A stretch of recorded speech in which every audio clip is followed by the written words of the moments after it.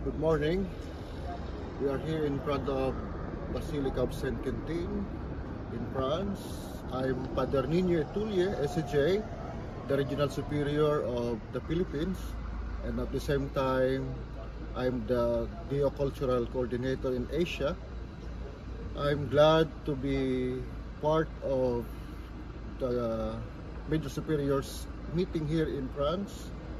I really felt at home uh, to be with my brothers in the congregations, sharing about ideas, and also visiting the historical uh, part, churches, and life of Father Dihon here in France. I think the most important is the gathering of the superiors, sharing of experience, and the spirit of Saint Onum in the congregations. We really felt that, and for me, it's really meaningful and successful, the Jubilee celebrations of the major superiors here in France.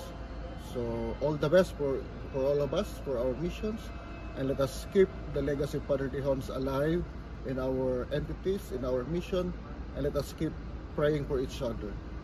So thank you very much for the time here, for the welcoming spirit and hospitality of the province of France.